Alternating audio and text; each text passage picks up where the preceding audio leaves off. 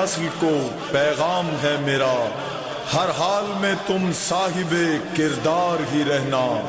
جب دین فروش بیچ رہے ہوں خدا کا دین، تم حق کا علم لے کے وفادار ہی رہنا۔ ہر بے ضمیر دشمن شبیر سے لڑ کر تم دار پہ بھی میثم تمار ہی رہنا۔ آنچ آئے نہ شبیر کے مقصد پہ ہمیشہ، سب کچھ نثار کرنے کو تیار ہی رہنا۔ بزدل نہیں بننا، نہ عقیدے کو بدلنا، جیسے بھی ہو حالات آزادار ہی رہنا۔ اعوذ باللہ من الشیطان الرجیم، بسم اللہ الرحمن الرحیم، الحمد للہ رب العالمین، والصلاة والسلام علی اشرف الانبیاء والمرسلین، وخاتم النبیین مولانا مقتدانا وہادینا وسیدنا ابی القاسم محمد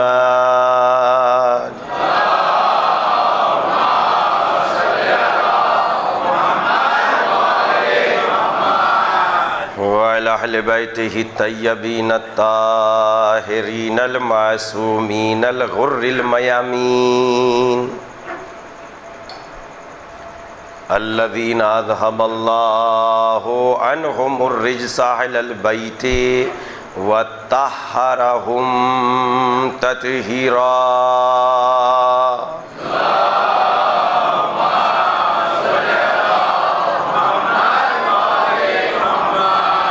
اما بعد فقد قال اللہ الحکیم فی کتابہ الکریم، وهو اصدق الصادقین وقولہ الحق۔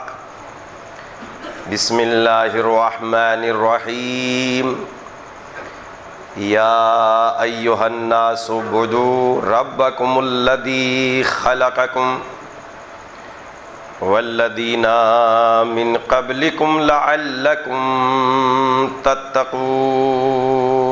صلوات پڑھیں محمد۔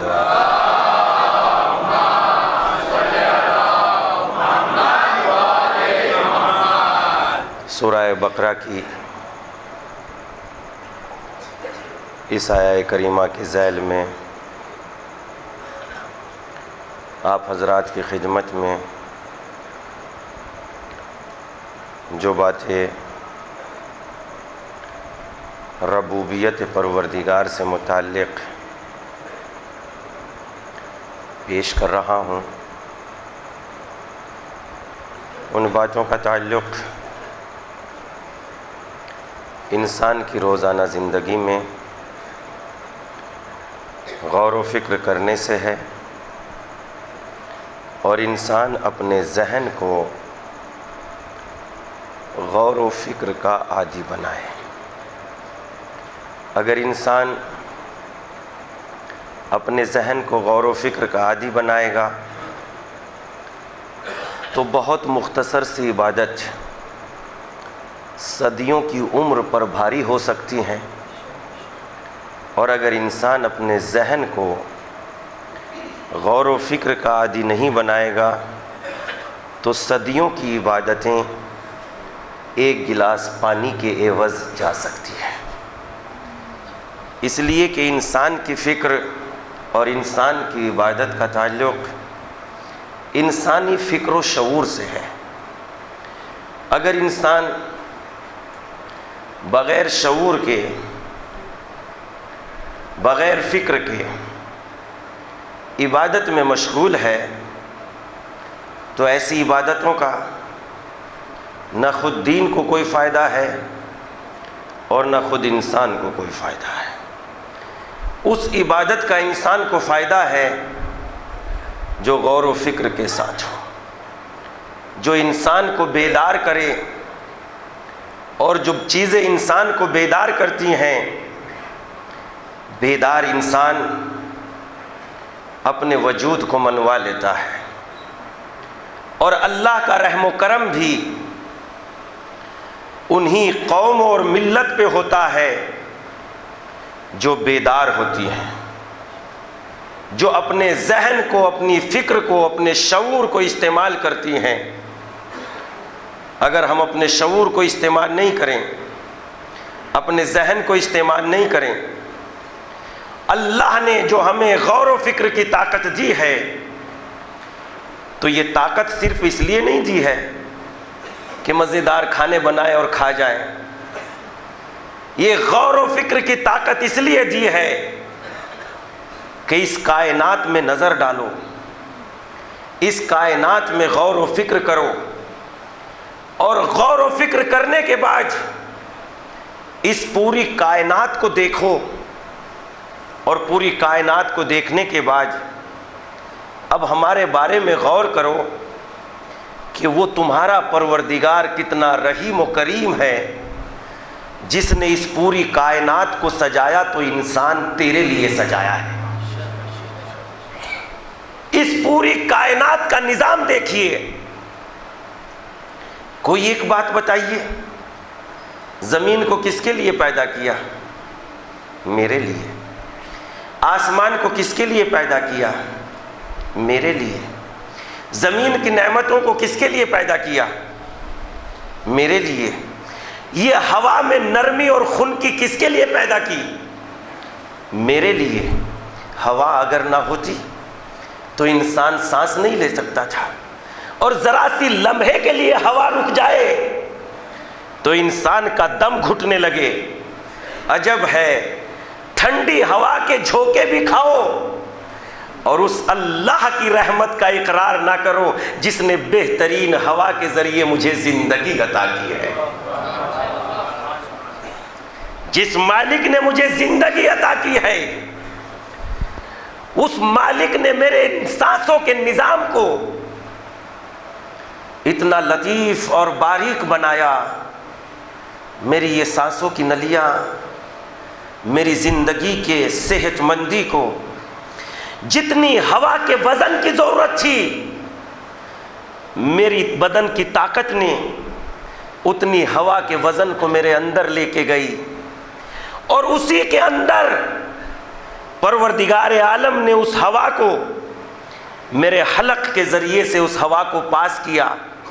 ہوا کی آمد و رفت کے ذریعے میری زندگی قرار پائی۔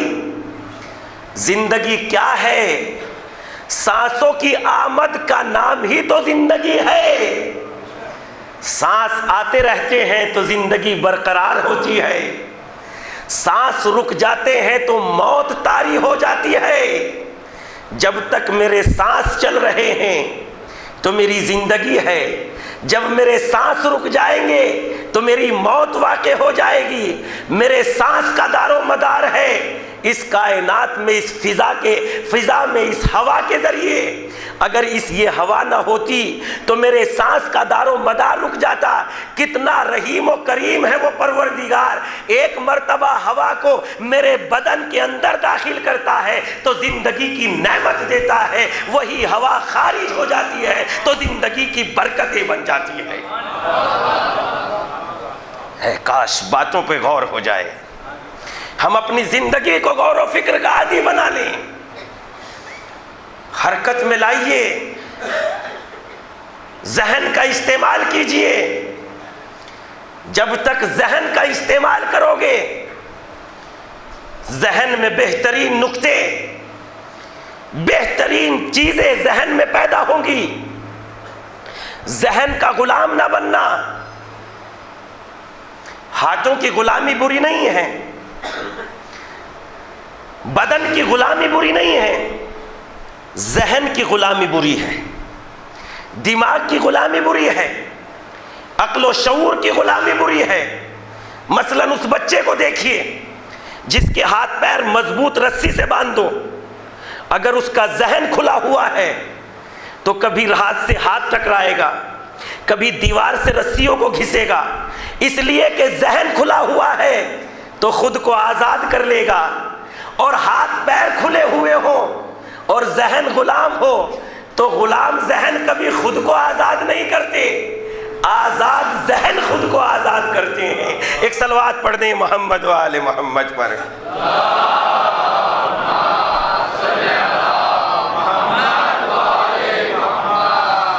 اگر ذہن بندھا ہوا ہو اس بچے کا تو یہ پڑا رہ جائے گا، کوئی بات نہیں، ایسے ہی صحیح، لیکن اگر اس کا ذہن تیز ہے تو یہ اپنے کو آزاد کر لے جائے گا، رسیاں تو کیا زنجیروں کو توڑ دے گا۔ لہذا پتہ چلا بدن کی غلامی کوئی معنی نہیں رکھتی، ذہن کی غلامی معنی رکھتی ہے۔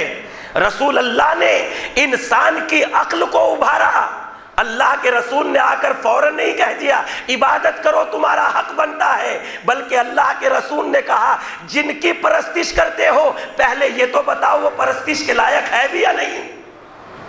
اگر وہ پرستش کے لائق نہیں ہے تو ان کی عبادت کیوں کرتے ہو؟ عبادت اس کی کرو جو عبادت کے لائق ہے۔ لہذا ذہن کو کشادہ بناؤ، ذہن کو کھلا ہوا بناؤ۔ مثال عرض کرتا ہوں، اگر ذہن کو منجمد بنا دو گے تو ذہن اپنا کام کرنا چھوڑ دے گا، ذہن فاسد ہو جائے گا، دماغ خراب ہو جائے گا، برکتیں ختم ہو جائیں گی۔ اگر ذہن کو غور و فکر کا عادی بناؤ گے تو ذہانت زندہ رہے گی، قوموں میں سدھار پیدا ہوگا، نئی نئی برکتیں نازل ہوں گی۔ مثال سے واضح کرتا ہوں، بارش اس مرتبہ کم ہوئی ہے، دو چیزیں ہوتی ہیں، ایک اس گڑھے کا پانی جو رکا ہوا ہوتا ہے، سڑک کے کنارے گڑھے ہوتے ہیں، گڑھوں میں پانی بارش کے زمانے میں بھر جاتا ہے، وہ پانی اس وقت تک تو قابل استعمال ہوتا ہے جب تک بارش کا زمانہ رہتا ہے، لیکن جب بارش چلی جاتی ہے اور دن بیتنے لگتے ہیں تو پانی قابل استعمال نہیں رہتا، اس پہ کئی جم جاتی ہے، پانی سڑ جاتا ہے، پانی میں بدبو پیدا ہو جاتی ہے۔ اس کے سڑنے کا سبب کیا بنا بعد میں عرض کروں گا۔ دوسری چیز ندی کا پانی جو ہمیشہ حرکت میں رہتا ہے، چلتا رہتا ہے، رات دن حرکت میں رہتا ہے، 10 سال بیتنے کے بعد بھی نہیں سڑتا، 50 سال گزرنے کے بعد بھی نہیں سڑتا۔ اس کے نہ سڑنے کی دلیل کیا ہے اور اس کے بدبودار ہو جانے کی دلیل کیا ہے؟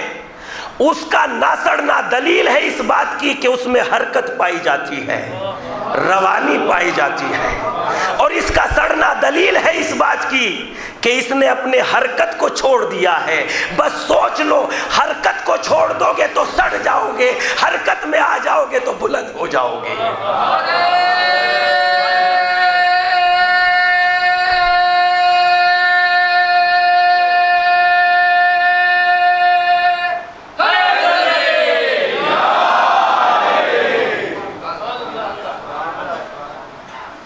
حرکت کو چھوڑ دو گے تو سڑ جاؤ گے، دماغ کو استعمال کرو گے تو بلند ہو جاؤ گے۔ دولتوں کی بنیاد پر بلند نہیں ہوتا، عقل کے استعمال کی بنیاد پر بلند ہوتا ہے۔ عقل و شعور کا استعمال کرو، 1 روپیہ کی کوئی اہمیت نہیں، 1 کروڑ کی کوئی اہمیت نہیں، اور 5 پیسے کی بھی اہمیت ہے، 25 پیسے کی بھی اہمیت ہے۔ لہذا جہاں عزت اور جان کا مقابلہ ہو جائے، غور کریں خدا کی قسم، یہ بہتا ہوا پانی جس کی میں نے مثال دی ہے، نہیں معلوم کتنی کھیتیوں کو آباد کرے گا، نہیں معلوم کتنی فصلوں کو پروان چڑھائے گا، نہیں معلوم کتنے غلوں کو پیدا کرے گا، اور نہیں معلوم یہ غلے، یہ پانی اناج میں جانے کے بعد کتنے لوگوں کی غذا بنے گا، اور یہ دانہ پس جانے کے بعد کتنے لوگوں کا عقل و شعور بنے گا۔ لیکن معلوم کریں، توجہ دیں، یہ پانی جو بہہ رہا ہے کھیتوں کو آباد کر رہا ہے، سرسبز و شادابی پیدا کر رہا ہے، قوموں کو زندگی عطا کر رہا ہے، غذا کھانے والوں کی غذا کا انتظام کر رہا ہے، اور کوئی اسی پانی کو روک دے تو پانی کا نقصان نہیں ہے، نہ جانے کتنی مخلوقات کا نقصان ہوا ہے۔ اگر اللہ نے نعمتیں دی ہیں تو نعمتوں کو روکو مت، نہ جانے کتنی مخلوق کا فائدہ ہوگا، نعمتوں کو استعمال کرو۔ جب نعمتیں استعمال کریں گے تمہیں بھی برکتیں ہوگی، دنیا والوں کو بھی برکتیں حاصل ہوگی۔ کتنی نعمتیں ہیں آپ کے پاس، حوض علمیہ آپ کے پاس، ذریعہ مقدس آپ کے پاس، بڑی تعداد آپ کے پاس کون کون سی نعمتیں ہیں؟ آپ نے جائزہ لیا ہے یا جائزہ نہیں لیا؟ تعداد کی بھی ایک نعمت ہوتی ہے، بھائی چارگی کی بھی ایک نعمت ہوتی ہے۔ کون سی کمی ہے آپ کو جو کمی ہونے کی بنیاد پر یہ کہا جائے پڑھنے کا انتظام نہیں تھا، نہیں پڑھ سکا، رہنے کا انتظام نہیں تھا، نہیں کر سکا؟ اللہ نے کتنی نعمتیں دی ہیں، اللہ نعمتیں دیتا ہے، اور اللہ ان قوموں کی نعمتوں میں اضافہ کرتا ہے جو لینے کے بعد شکریہ ادا کرتی ہیں، ان قوموں سے نعمتیں چھین لیتا ہے جو لینے کے بعد اس نعمت کا صحیح استعمال نہیں کرتی۔ نہیں توجہ دی آپ نے؟ ایک اور صلوات پڑھ دیں محمد و آل محمد۔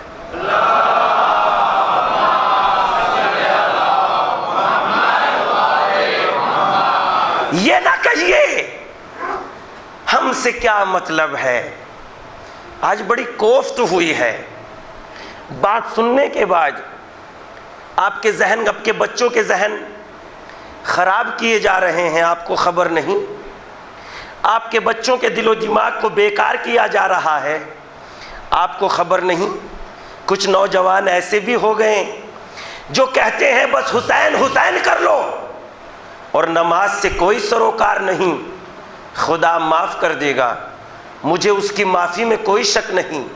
اور اگر بات اتنی ہی ہوتی تو آپ سے پہلے تو یہ کام امام زین العابدین کو کرنا چاہیے تھا، نہ کہ آپ کو، اس لیے کہ ان کے وارث ہیں امام حسین۔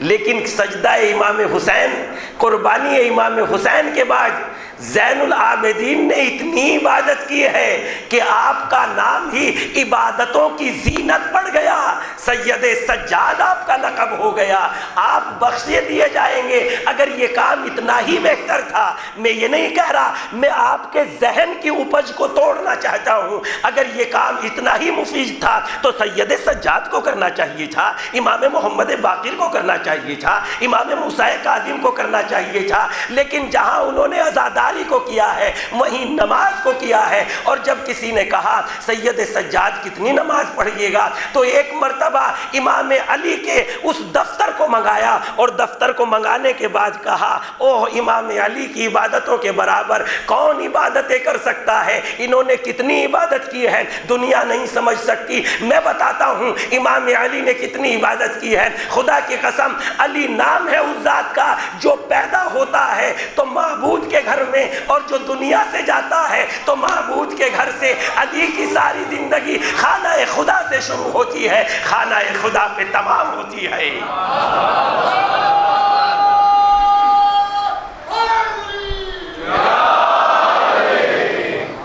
علی کی زندگی کا تو آغاز تو دیکھیں، علی کی زندگی کہاں سے شروع ہوئی؟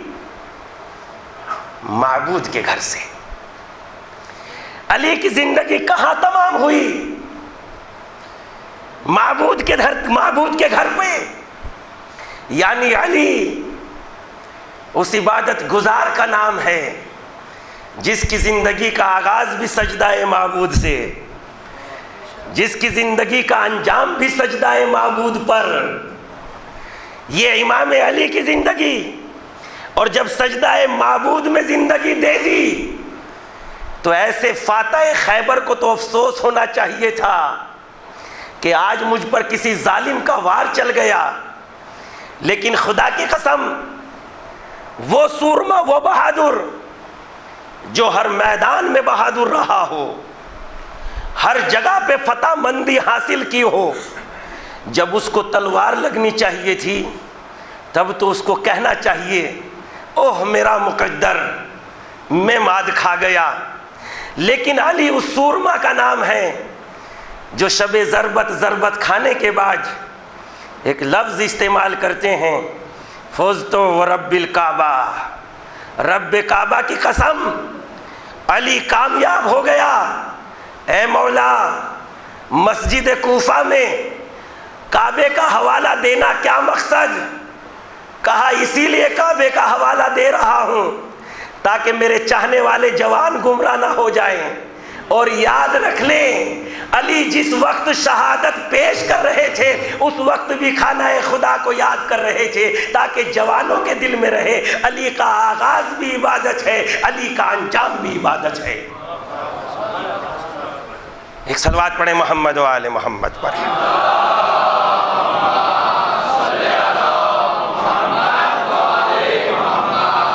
علی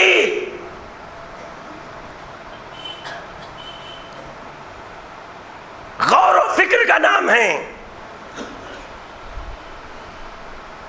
ایک نقطہ عرض کر دیتا ہوں آپ کے لیے، نہج البلاغہ میں فرماتے ہیں ینحدر عنی السیل ولا یرقی الی الطیر،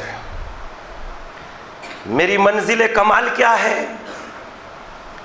اگر تم اپنے ذہن کی پرواز سے مجھے سمجھنا چاہو تو میرے نقطہ کمال کو پا نہیں سکتے۔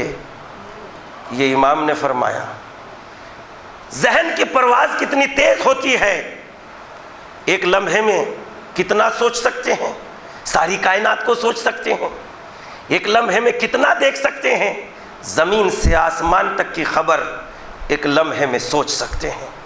امام کیا فرما رہے ہیں؟ تمہارے ذہن کی پرواز، تمہارے فکر کی منطق میں، تمہارے ذہنوں میں میری منزلت سما نہیں سکتی۔ میں کس نقطہ عروج پر ہوں تم مجھے نہیں سمجھ سکتے، میری عظمتیں تمہارے ذہنوں میں نہیں آ سکتی۔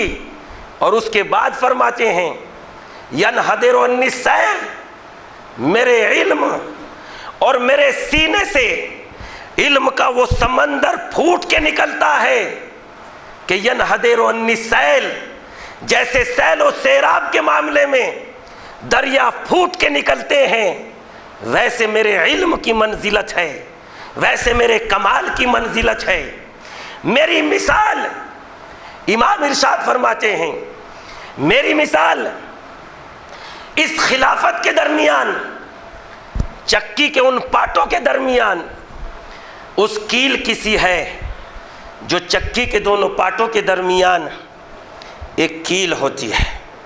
توجہ کریں، ایک کیل جو چکی کے پاٹوں کے درمیان ہوتی ہے، میری مثال اس خلافت کے درمیان چکی کے اس پاٹوں کے درمیان کیل کی سی ہے۔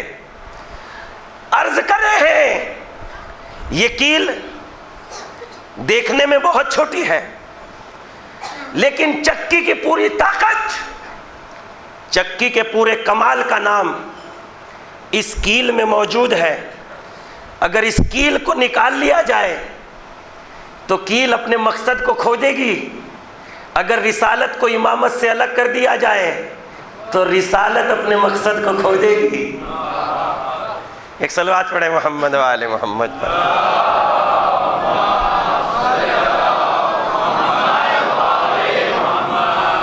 اگر اس چکی کے درمیان میں سے کیل نکال دی جائے تو چکی اپنے مقصد کو کھو دے گی۔ یہ چکی اپنے آپ میں بہت بڑی ہے، اس کے پارٹ بہت بڑے ہیں۔ اب مثال عرض کرتے ہیں، لیکن یہ چکی دانے کو پیس کے رکھ دیتی ہے، لیکن تمہیں خبر ہے جو دانہ کیل سے لپٹ جاتا ہے وہ بچ جاتا ہے، جو دانہ کیل سے لپٹ جاتا ہے وہ بچ جاتا ہے۔ بس یوں ہی سمجھ لو جو ہماری پیروی کرے گا وہ نجات پا جائے گا، اور جو ہم سے بچ کے جائے گا وہ چکی میں گیہوں کی مانند پس جائے گا۔ ایک صلوات پڑھ دیں محمد و آل محمد پر۔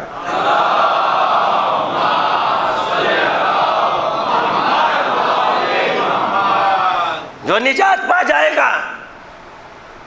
میری مثال اس کیل کے مانند ہے، ینحدر عنی السیل ولا یرقی الی الطیر، تمہارا منزل طائر، تمہاری فکر کی پرواز مجھے نہیں پا سکتی۔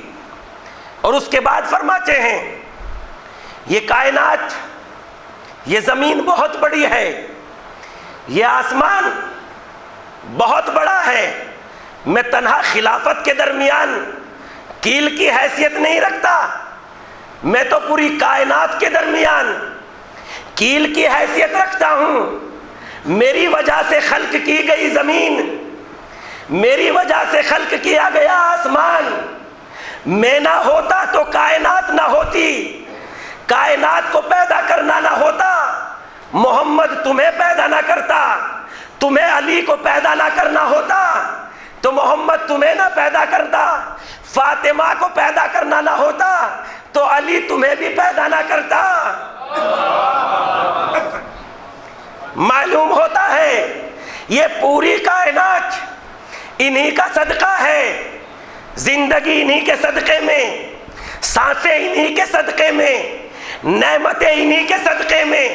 فاطمہ نے ارشاد فرمایا اگر زمانہ علی کی پیروی کر لیتا تو ابھی تو زمین غلہ اگا رہی ہے، اگر زمانہ علی کی پیروی کرتا تو آسمان سے رزق کی بارش ہوتی۔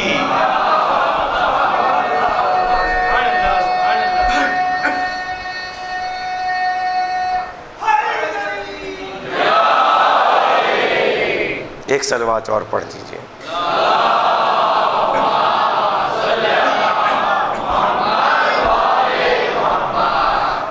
اگر زمانہ علی کی پیروی کر لیتا تو آسمان سے رزق کی بارش ہوتی۔ یہ تو افسوس کی بات ہے، زمانے نے علی کی عبادت، علی کی اطاعت نہیں کی، نقصان میں کون رہے، ہم یا علی؟ ان کی منزلت کو کوئی گھٹا نہیں سکتا۔ ماننے والے ان کی منزلتوں میں اضافہ نہیں کرتے، وہ ووٹ کے ذریعے سے عہدے دار نہیں بنتے، وہ تو مالک کی جانب سے عہدے دار بنتے ہیں۔ لہذا ان کی منزلت ماننے والوں کی بنیاد پر نہیں ہے، ان کی منزلت انکار کرنے والوں کی بنیاد پر نہیں ہے، جو مانے گا اپنا فائدہ کرے گا۔ عرض کرتا ہوں امام علی کے فضائل دنیا کیا جواب لائے گی، خدا کی قسم۔ آپ کی خدمت میں امام علی وہ سرما وہ بہادر ہیں۔ پہلے ایک نقطہ عرض کرتا ہوں، اس نقطے کے ذیل میں پھر آگے بڑھتا ہوں۔ جملہ یاد رکھیے گا، ایک ہی جملہ ہے اور بہت بڑی حقیقت ہے۔ دنیا میں جتنی بادشاہت گزری ہیں، رعایا بادشاہوں کے ظلم سے ڈری ہے۔ جتنی ظلم دنیا میں جتنی بھی بادشاہت آئی، لوگ بادشاہوں کے ظلم سے خوف کھاتے تھے، لیکن ایک علی کی حکومت تنہا ایک ایسی حکومت تھی جس میں رعایا علی کے عدل سے ڈرتی تھی۔ ظلم کے ذریعے سے خوف پیدا کر دینا یہ ظالموں کا کام ہے، انصاف پوری کائنات میں پیدا کر دینا یہ امیر المومنین علی ابن ابی طالب کی ذات کا نام ہے۔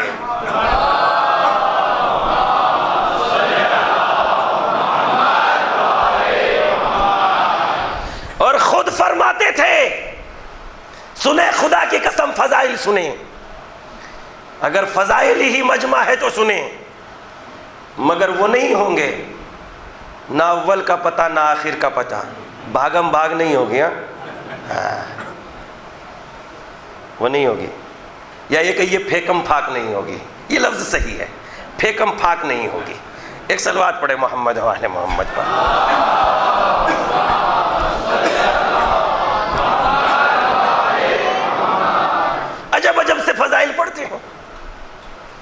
اللہ جانے کیوں پڑھتے ہیں، پتہ نہیں۔ آپ بھی کیوں پڑھواتے ہیں؟ اگر ظالم ظلم کرتا ہے اور دیکھنے والے تماشائی خاموش رہتے ہیں تو دونوں برابر کے ظالم ہیں۔ ہاں، جہاں وزارت وارثہ میں ظلم کرنے والوں پر لعنت کی گئی ہے، وہاں خاموش رہنے والوں پر بھی لعنت کی گئی ہے۔ اگر پڑھنے والے غلطی کرتے ہیں تو پڑھوانے والے کیوں غلطی کرنے دیتے ہیں؟ سب سیدھے ہو جائیں گے اگر آپ سیدھے ہو جائیں، سب سیدھے ہو جائیں گے اگر آپ سیدھے ہو جائیں، چونکہ آپ کو بھی ویسی ہی ڈگڈگی میں مزہ آتا ہے تو سب بجاتے ہیں اور آپ سنتے ہیں۔ ایک صلوات پڑھ دیں محمد و آل محمد پر۔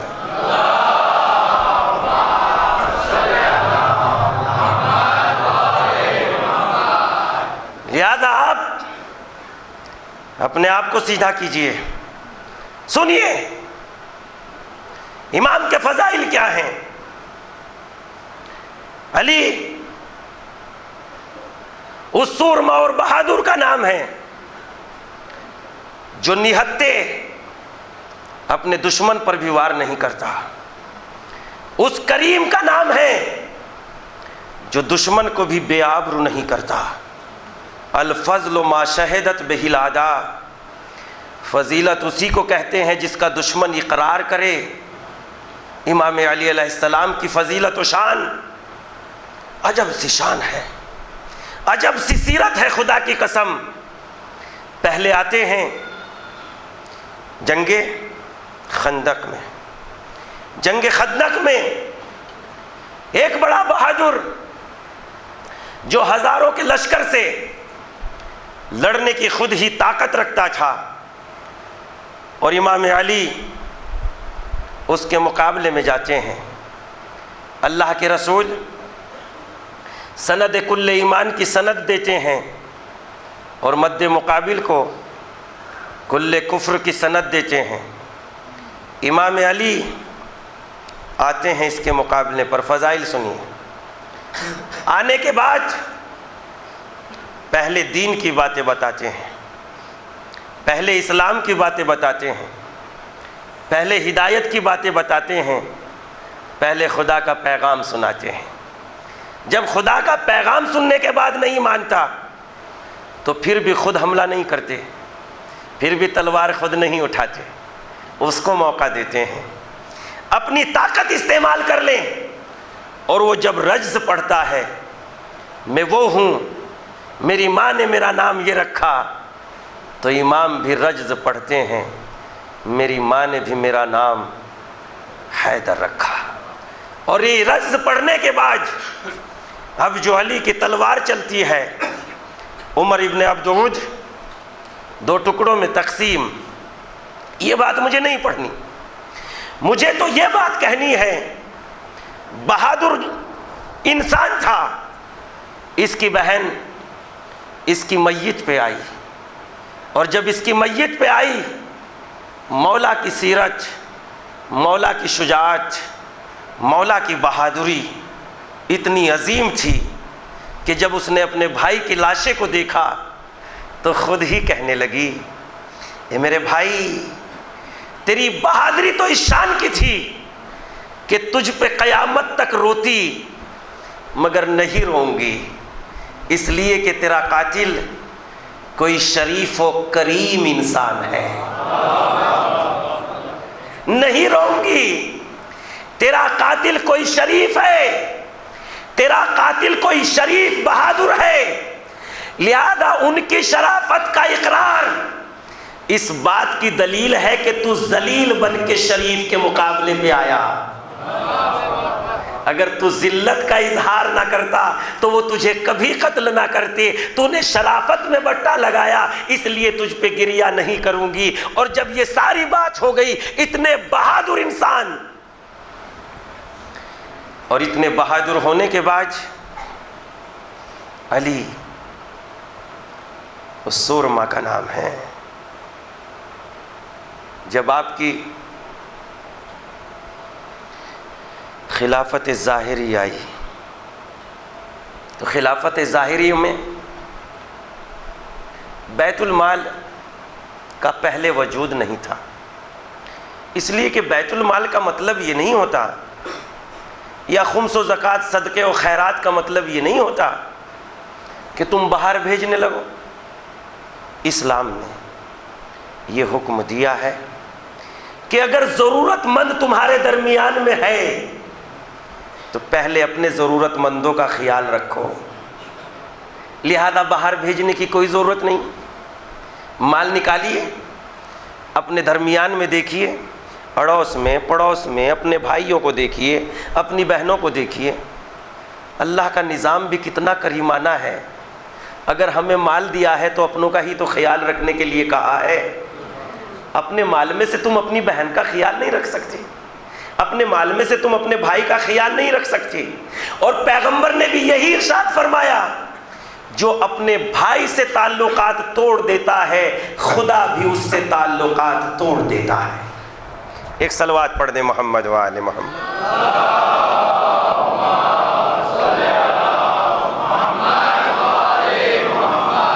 لہذا اپنوں کا خیال رکھیے۔ امام حسین کی اس بارگاہ سے سبق حاصل کیجئے۔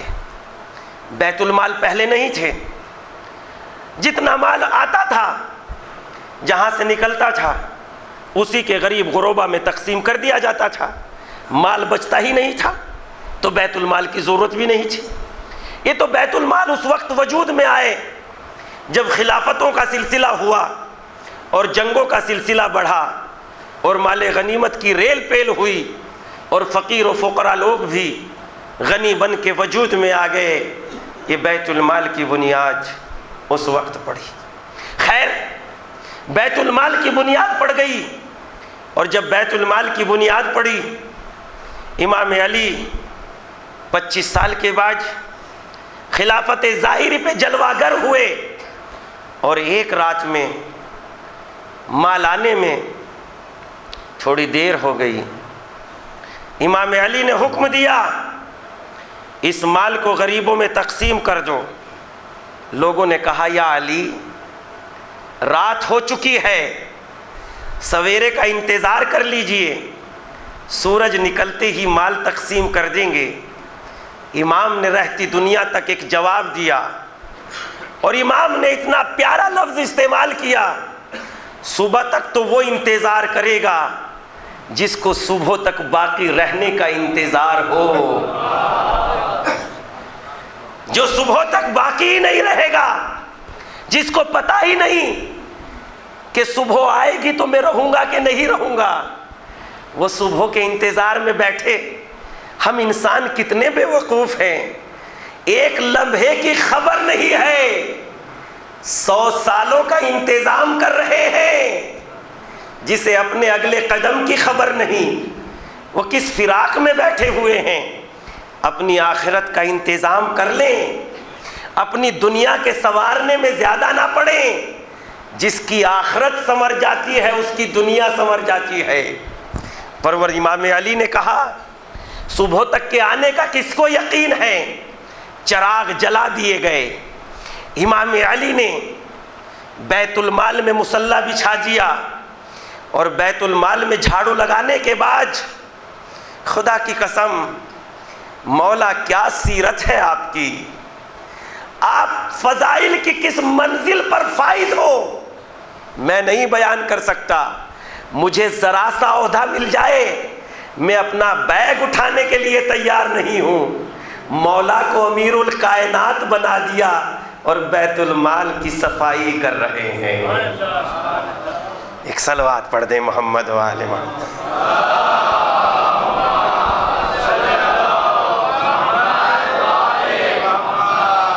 مولا کو پوری کائنات کا امیر بنایا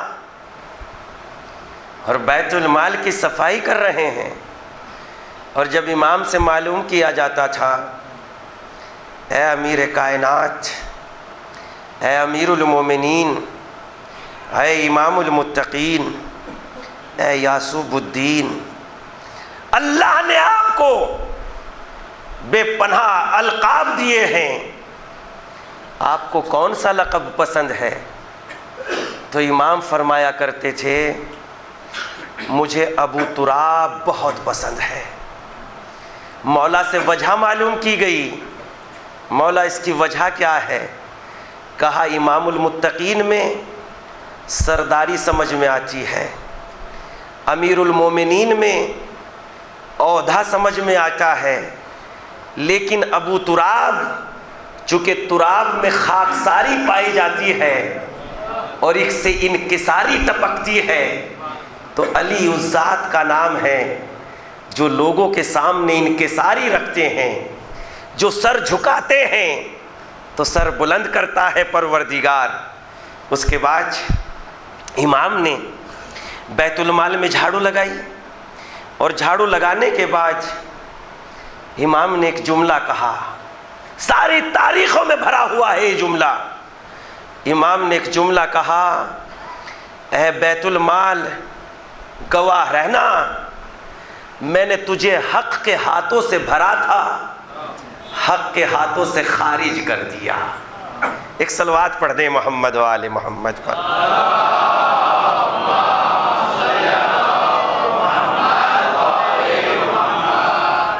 یعنی امام زمانہ باوجہ بلند صلوات۔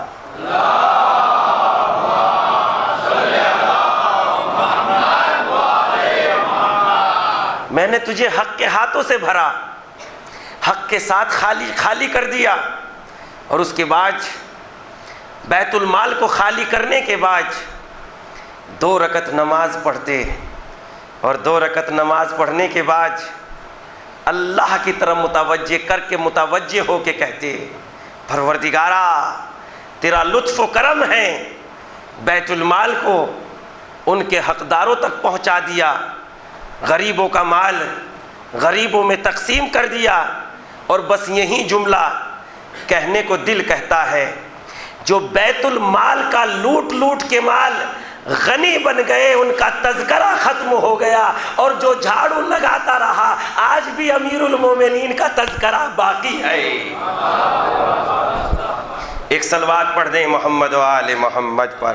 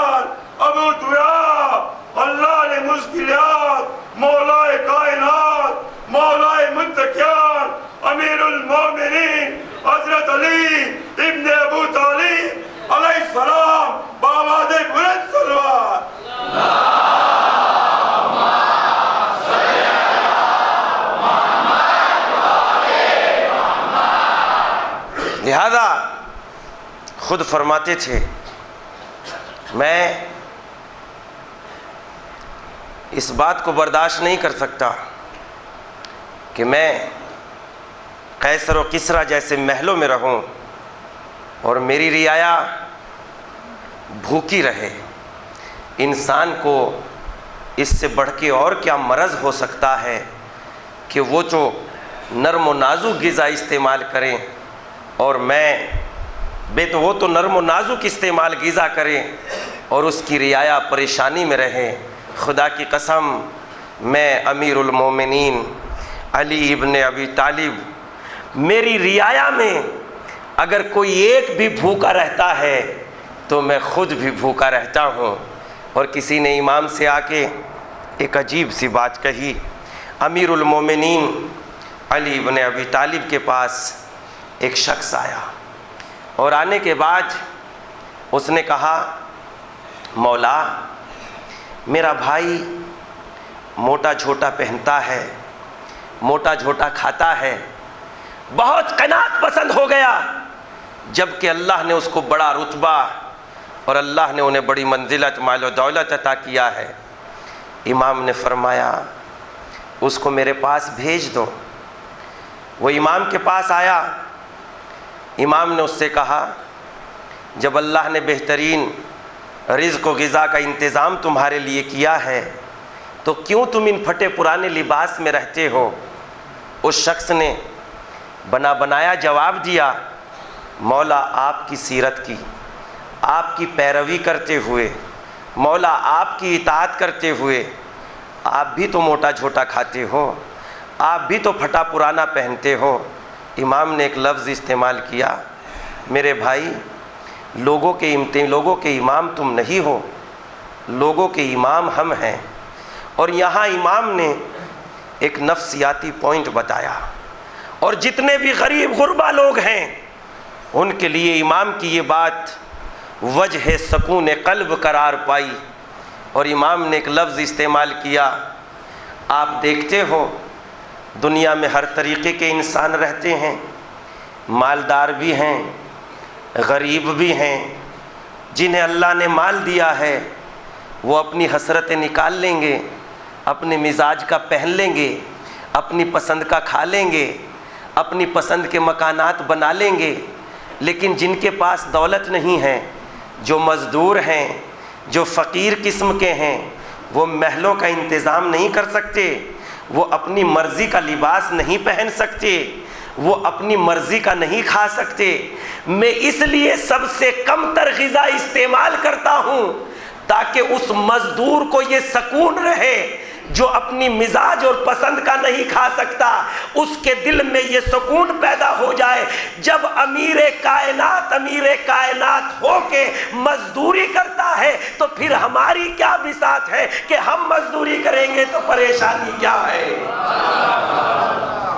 امام وجہ سکون ہے تاکہ فقیر و غریبوں کے دل میں یہ اطمینان پیدا ہو جائے۔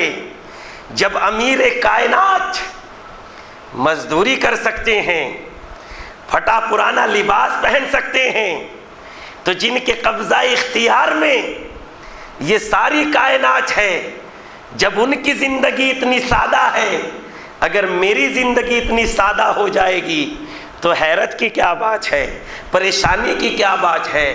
تاکہ غریبوں کو مجھے دیکھ کے نفس کو قرار مل جائے، اس لیے کہ میری غذا وہ ہونی چاہیے جو کائنات میں ایک سب سے کم تر انسان کی غذا ہوتی ہے۔ اس لیے علی جاؤ کی سوکھی ہوئی روٹی نہیں کھا رہے تھے کہ کھانے کو نہیں تھا، اس لیے کھا رہے تھے کہ انسان کے لیے قلب سکون پیدا ہو جائے۔ ایک صلوات پڑھ دیں محمد و آل محمد پر۔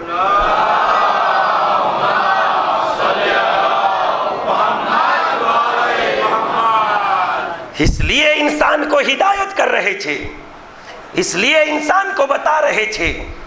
لہذا امام علی کی زندگی، ان کے اقوال تو پڑھیے، ان کی سیرت تو دیکھیے، کتنے کریم ہیں میرے مولا، کتنے سخی ہیں۔ جنگ صفین آپ نے سنی ہے؟ جنگ صفین امام کے فضائل کی ایک بڑی داستان ہے۔ امام جنگ صفین میں جب اپنے لشکر کو لے کے پہنچے، امام کے کلام کی بلاغت تو دیکھیے۔ جب لے کے پہنچے تو امام نے مد مقابل کو پیغام بھجوایا، اور پیغام یہ تھا کہ ابھی جو گرہ لگی ہے اس کو ہاتھوں سے کھولا جا سکتا ہے تو دانت لگانے کی ضرورت نہیں ہے۔ جو گرہ لگی ہے اس کو ہاتھوں سے کھولا جا سکتا ہے تو دانت لگانے کی ضرورت نہیں ہے۔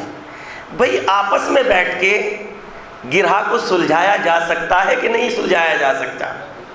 اگر سلجھایا جا سکتا ہے تو دانت لگانے کی کیا ضرورت ہے؟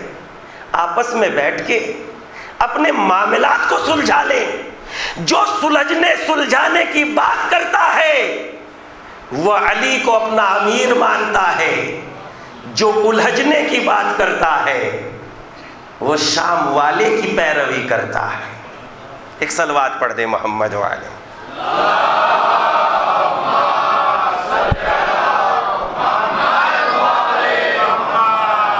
علی کا پیغام سلجھنے کا پیغام ہے، الجھنے کا پیغام نہیں ہے۔ خبر بھیجتے ہیں، گرہ ابھی ہاتھوں سے کھل سکتی ہے، دانت لگانے کی ضرورت نہیں ہے، لہذا ہاتھوں سے گرہ کھول لو۔ دانت لگ جائے گا تو نشان آ جائے گا، نشان آئے گا تو نقصان ہوگا۔ مسلمانوں کا خون بہانے کی کیا ضرورت ہے؟ لوگوں کے ذہن خراب کرنے کی کیا ضرورت ہے؟ تم اور ہم مقابلے پہ آ جاتے ہیں، یا تم ہمیں زیر کر دو یا ہم تمہیں زیر کر دیں۔ یہ غریبوں کا خون کیوں بہا رہے ہو؟ یہ لوگوں کا مال کیوں ہڑپ رہے ہو؟ لیکن باطل والا سمجھنے سلجھانے کی بات اس کی سمجھ میں آتی نہیں۔ وہ لوگوں کو اپنا مہرا بناتا ہے، اور مہرا بنانے کے بعد اپنی روٹی سیدھی کرتا ہے، اپنی عزت و وقار کو بحال لاتا ہے۔ امام نے پیغام پہنچایا، اس نے نہیں سنا۔ اس کے بعد دریا کا گھاٹ، دریا کا قبضہ دوسرے کے اختیار میں تھا۔ پانی کو بند کر دیا تاکہ مجبور ہو کے یہ لشکر اپنی طاقت چھوڑ دے اور مجبور ہو کے یہ واپس چلے جائیں۔ جب پانی کا مطالبہ کیا تو پانی بند نہیں کیا۔ کربلا میں کوئی پہلا موقع نہیں ہے کہ یہ پانی بند کر رہے ہیں، یہ تو پرکھوں کی سیرتوں پہ عمل ہو رہا ہے، یہ تو پرکھوں کی سیرت پر عمل ہو رہا ہے۔ علی کے لشکر کا پانی بند کر دیا۔ جب بند کر دیا، پانی کا مطالبہ کیا، سلجھانے کی بات کی، مگر بات سمجھ میں نہیں آئی۔ امام علی نے اپنے لشکریوں کے سامنے ایک عجیب و غریب خطبہ دیا، اور خطبے میں امام نے کہا، اے میرے فوجیوں، اگر دب کے زندہ رہ گئے تو جیتے جی مر جاؤ گے، اور اگر ڈٹ کے مر بھی جاؤ گے تو مر کے بھی زندہ رہ جاؤ گے۔ نہیں، بات واضح نہیں ہوئی۔ ایک صلوات پڑھے محمد والے محمد پر۔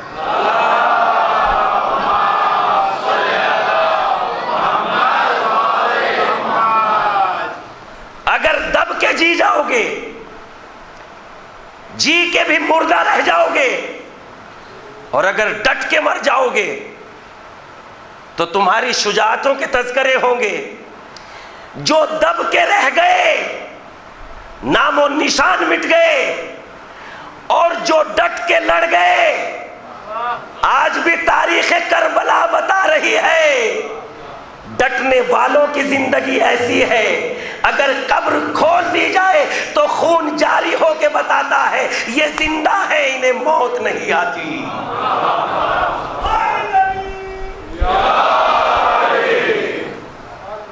یہ زندہ ہیں، انہیں موت نہیں آتی۔ لہذا امام نے کہا، ڈٹ کے اگر مر بھی جاؤ گے تو زندہ رہ جاؤ گے۔ ہم نہ صحیح، ہماری اولاد زندگی کا سکون حاصل کریں گی۔ یاد کرو ان شہداء کو جنہوں نے وطن پہ قربانی دی تھی۔ اگر وہ قربانی نہ دیتے، نہ آپ اتنی شان سے مجلس کر سکتے تھے، نہ ہم اتنی شان سے پڑھ سکتے تھے۔ وہ تو شہیدوں کی قربانی کا راز ہے جو ہم آزادی کے ساتھ یہ محرم اور عزاداری منا رہے ہیں۔ بس اسلام نے شہید کو اسی لیے عظمت بخشی ہے، وہ خود کی شمع حیات کو بجھا لیتا ہے، کائنات کو روشن بنا دیتا ہے۔ صلوات پڑھ دیں محمد و آل محمد پر۔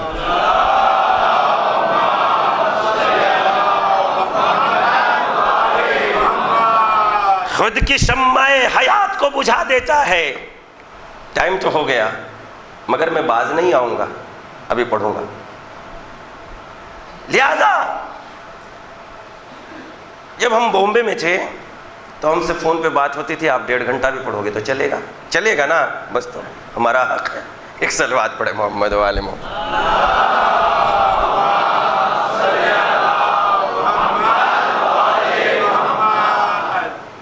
لہذا اپنی شمع حیات کو گل کرتا ہے شہید، اور زمانے کو روشنی عطا کرتا ہے، اندھوں کو نورانیت عطا کرتا ہے۔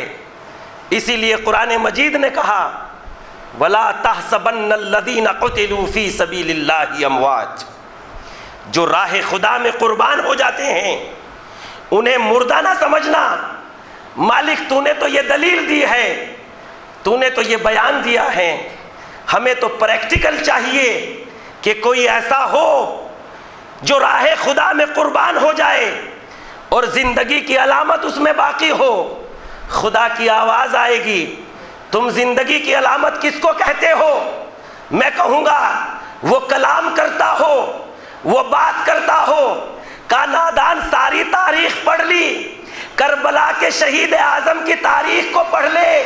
سر تو نو کے نیزہ پر تھا، تلاوت قرآن پاک کر کے بتاتا تھا شہید کو موت نہیں آتی، شہید زندہ ہوتا ہے۔ یہ نو کے نیزہ پر سر کا تلاوت قرآن کرنا اور نماز کی عظمت و اہمیت۔ میرے جوانوں سنو خدا کی قسم، نماز کی عظمت۔ جب یہ شہید اپنی بہن سے رخصت ہو رہا تھا، مڑ مڑ کے دیکھتے جاتے تھے اور کہتے جاتے تھے زینب حسین کو نماز شب میں نہ فراموش کرنا۔ اور وہ ایک رات کی مہلت عبادت پروردگار کے لیے ہی تو لی تھی۔ اے میرے جوانوں، کدھر بہ کے جا رہے ہو؟ باطل کے ساتھ مل کے باطل کو مضبوط نہ کرو، ان کی دلیلوں کے جال کو توڑ دو، اپنی حقیقتوں کی نورانیتوں میں واپس آ جاؤ۔ ایک صلوات پڑھ دیں محمد و آل محمد۔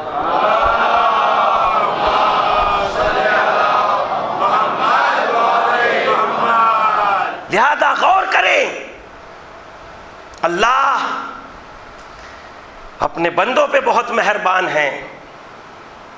جو اللہ کا بندہ بن جاتا ہے، خدا کی قسم اللہ اس کو وہاں سے عطا کرتا ہے کہ وہ سمجھ بھی نہیں پاتا مالک نے اس کو کہاں سے دے دیا۔ ایک واقعہ عرض کرتا ہوں تاکہ ٹوٹے ہوئے دلوں میں سکون پیدا ہو، اللہ کی ربوبیت پر ایمان میں تازگی پیدا ہو۔ بڑا عظیم واقعہ ہے، بڑی عظیم گفتگو ہے۔ تاریخ نے ایک حاتم اصم کا تذکرہ کیا جو بہت نیک تھے، بہت پرہیزگار تھے، عبادت میں اللہ کی عبادت کی شان کے مطابق کرتے تھے، مگر غربت زدہ تھے، تنگ دست تھے، دوستوں میں بیٹھے ہوئے تھے۔ دوستوں میں اللہ کے حج کی بات نکل آئی۔ جب خانہ حج کی بات نکلی تو اللہ والوں کے سامنے جب اللہ کا تذکرہ کیا جاتا ہے تو ان کے دل میں نورانیت پیدا ہو جاتی ہے، شعور پیدا ہو جاتا ہے۔ اللہ کا تذکرہ ہوتا ہے تو قرآن مجید کہتا ہے وَإِذَا تُلِيَتْ آيَاتُهُ، اس طریقے سے آیت ہے جب ان پر ہماری آیات کی تلاوت کی جاتی ہے تو ان کی آنکھوں سے آنسو بہنے لگتے ہیں، وہ رونے لگتے ہیں تذکرہ پروردگار سن کر۔ لہذا جب حج بیت اللہ کی بات آئی، ذکر الہی سن کر اس کے دل میں ایک شوق برپا ہو گیا، اس سرزمین پر سجدہ کروں جہاں وحی کے ذریعے مالک نے نور نبوت پر اپنا پیغام نازل کیا ہے۔ میں علی کے اس ولادت خانے کو طواف کرنا چاہتا ہوں جس میں اللہ نے اپنے خلیفہ اول یعنی امام علی کی پیدائش کی۔ اس کے دل میں شوق زیارت خانہ کعبہ کا شوق بھڑک اٹھا۔ اس کے 2 بچے تھے، ایک بیٹا جو اچھا خاصا جوان تھا اور ایک بچی جو 10-12 سال کی عمر رکھتی تھی۔ یہ اپنے اہل خانہ کے پاس آیا اور اس نے آ کے کہا میرے دل میں اللہ کے گھر کی زیارت کا شوق اٹھ رہا ہے، اگر تم لوگ مجھے اجازت دے دو تو میں اللہ کے گھر کا طواف کراؤں، میں اللہ کے گھر کی زیارت کراؤں۔ بیوی نے ایک مرتبہ کہا تم تو جانتے ہو تم محنت و مزدوری کرتے ہو تو ہمارا پیٹ بھرتا ہے، تم ہی چلے جاؤ گے تو ہمارا کیا ہوگا۔ بیٹے نے بھی ماں کی ہاں میں ہاں ملائی، مگر جو 10-12 سال کی بچی تھی وہ ایک مرتبہ ماں سے کہنے لگی ماں کیا آپ یہ سمجھتی ہو بابا جان ہمارے رزق کے ذمہ دار ہیں؟ بابا کو اللہ نے وسیلہ بنایا ہے، جو بابا کو وسیلہ رزق بنا سکتا ہے وہ کسی اور وسیلے سے بھی ہمارا رزق بھیج سکتا ہے۔ بابا کو اجازت دے دو، یہ چلے جائیں اپنے دل کا شوق مٹھائے، اللہ کے گھر کی زیارت کریں۔ ہمارے رازق بابا نہیں ہیں، ہمارے رزق کا ذمہ دار خدا کی ذات ہے۔ جو والدین ہیں وہ یہ نہ سمجھے میں کر کے کھلا رہا ہوں، یہ تو شکر کرے کہ مالک نے تمہیں اپنی امانت کا ذمہ دار بنا دیا اور تم سے یہ عبادت کا کام لے لیا، ورنہ کسی اور سے بھی لے سکتا تھا۔ لہذا بابا کو بھیج دیں۔ جب اجازت مل گئی حاتم اصم نے بڑے شوق کے ساتھ حج کی تیاری کی، اور حج کی تیاری کے دوران ایک قافلے سے جا ملے اور قافلے میں بڑی شوق سے بڑی خوشی سے حج بیت اللہ کی زیارت کے لیے جا رہے ہیں، لیکن ادھر لوگوں نے ستانا شروع کیا۔ پڑوسی آئے، باتوں کے تانے دیے، جب تم جانتے ہو کہ غریب ہو اور تمہارے گھر انہی کی مزدوری اور محنت سے چلتا تھا تو حج پہ جانے کی کیا ضرورت تھی، اور حج ایک دن میں تو ہوگا نہیں، حج کے لیے تو کئی مہینوں کا زمانہ چاہیے۔ ان کئی مہینوں میں تمہارا رزق کہاں سے آئے گا، تمہارا گھر کہاں سے چلے گا۔ ماں نے بھی باتوں میں باتیں ملائی اور بیٹی کی طرف دیکھ کے کہنے لگی اگر یہ خاموش رہتی تو میں کبھی بھی ان کو جانے کی اجازت نہ دیتی۔ جب بیٹی نے اس بات کو سنا مصلی بچھایا، اور مصلی بچھانے کے بعد اپنے ننھے ہاتھوں کو اللہ کی بارگاہ میں اٹھایا، اور اٹھانے کے بعد کہنے لگی اے میرے مالک یہ تیرے کرم کے عادی ہو گئے ہیں، انہیں اپنے کرم سے محروم نہ کرنا، مالک ان پہ اپنے کرم کی رحمت کی بارش کر دینا۔ یہ رات میں بھوکے ہی سو گئے۔ جب رات میں یہ بھوکے سو گئے، دن کا نور، دن کا اجالا نازل ہوا، بادشاہ کو شکار کا خیال ہوا۔ بادشاہ اپنے ساتھیوں کے ساتھ شکار کرنے کے لیے نکلا۔ دھوپ کی شدت سے بادشاہ کو پیاس لگئی۔ اب جب پیاس لگ گئی تو یہ شہر میں داخل ہوا۔ بادشاہ نے اپنے ساتھیوں سے کہا تم میں سے کون ہے جو مجھے ایک گلاس پانی سے سیراب کر دے۔ بادشاہ کے ساتھی حاتم اصم کے دروازے پہ گئے، ڈک الباب کیا، ڈک الباب کرنا تھا۔ حاتم اصم کی زوجہ دروازے پر آئی، آ کے کہنے لگی کون ہو اور کیا چاہتے ہو؟ آنے والے نے کہا تمہارے دروازے پر بادشاہ آیا ہے اور پیاس لگی ہوئی ہے، ایک گلاس پانی کا مطالبہ کر رہا ہے۔ جناب حاتم اصم کی زوجہ نے مٹی کے کٹورے میں پانی دیتے ہوئے کہا معاف کرنا، اس کے علاوہ ہمارے پاس کوئی برتن نہیں ہے جو ہم بادشاہ کی پذیرائی کر سکیں۔ بادشاہ نے پانی کو پی لیا اور پانی پینے کے بعد سوال کیا کس کا دروازہ ہے؟ کہاں سے پانی لائے ہو؟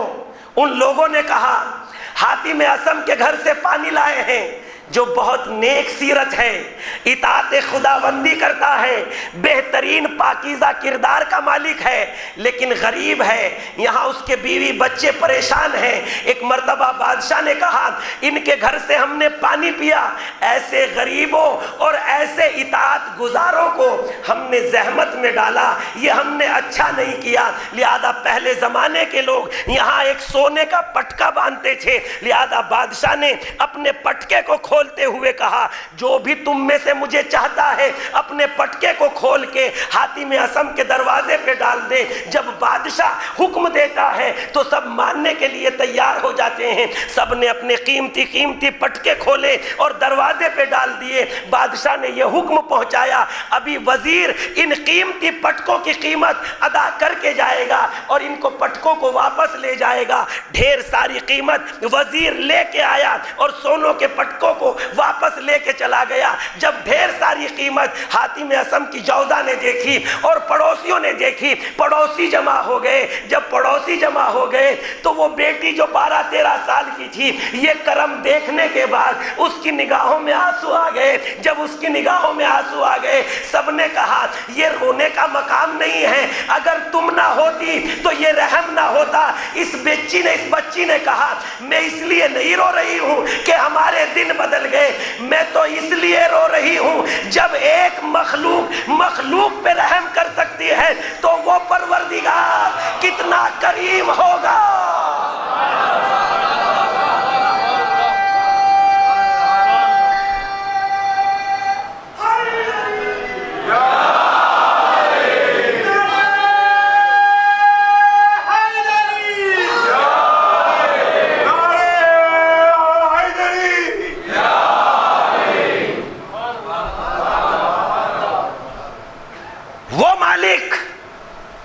جب مخلوق کی ایک نظر کرم اتنا عطا کر سکتی ہے تو خالق کی نظر کرم کتنا عطا کرے گی۔ بچی نے مصلی بچھا دیا اور مصلی بچھا کے اپنے ننھے ہاتھوں کو اٹھا کے کہنے لگی اے میرے پروردگار و پالن ہار، جس طریقے سے تو نے ہماری غربت کا خیال رکھا، ہمارے بابا کے سفر پہ جو گئے ہیں ان کی غربت کا بھی خیال رکھنا، مالک ان کی بھی مدد کرنا۔ بچی کا یہ کہنا تھا۔ جو قافلے کا امیر تھا اس کے شدید درد پیدا ہوا۔ جب شدید درد پیدا ہوا، جو اس قافلے میں طبیب تھا، طبیب نے کہا یہ مرض لا علاج ہے، میں اس کا علاج نہیں جانتا، اگر تمہارے قافلے میں کوئی مستجاب الدعوات ہو جس کی دعا کو خدا قبول کر لے، اس کے ذریعے سے تمہارے مرض کو شفا مل سکتی ہے۔ اس نے معلوم کیا کیا ہمارے قافلے میں کوئی نیک آدمی ہے؟ سب نے بتایا ہاں، ہمارے قافلے میں حاتم اصم ہیں جو بڑے نیک ہیں، بڑے اللہ کی اطاعت کرتے ہیں، اگر وہ دعا کر دیں گے تو پروردگار تمہیں شفا کر دے دے گا۔ حاتم اصم کو بلایا گیا، حاتم امیر کے سرانے کھڑے ہوئے اور ایک مرتبہ حاتم نے اللہ کی بارگاہ میں ہاتھوں کو اٹھایا اور کہا میرے معبود، تجھے تیرے گھر بیت اللہ کا واسطہ، اس میں پیدا ہونے والی ذات علی مرتضیٰ کا واسطہ، مالک ان کو شفائے کامل و عاجل عطا فرما۔ جیسے ہی جناب حاتم نے یہ دعا کی، اس کا مرض جاتا رہا، بیماری صحت میں تبدیل ہو گئی۔ امیر قافلہ نے اعلان کیا حاتم کے سارے خرچ کے ذمہ دار ہم ہیں، ان کے جانے آنے کا جو خرچ ہے وہ ہمارے حصے میں رکھنا، اور حاتم کو ایک اونٹ بھی دے دیا تاکہ حاتم اس پہ سوار ہو کے اللہ کے گھر کی زیارت کرائے۔ جب حاتم کو یہ نعمتیں مل گئی، شام کا وقت قریب تھا، نعمت خدا کی برسات ہو رہی تھی، سورج غروب ہونا ہی چاہتا تھا، نماز مغرب کا وقت آ گیا۔ حاتم پر بڑا راز و نیاز کے طاری ہو گیا، اے مالک تو ہی ہے۔ اور حاتم نے نماز مغرب ادا کرنے کے بعد، سجدہ شکر میں سر رکھنے کے بعد ایک مرتبہ آپ نے مالک کی بارگاہ میں کہا، اے میرے مالک، میرے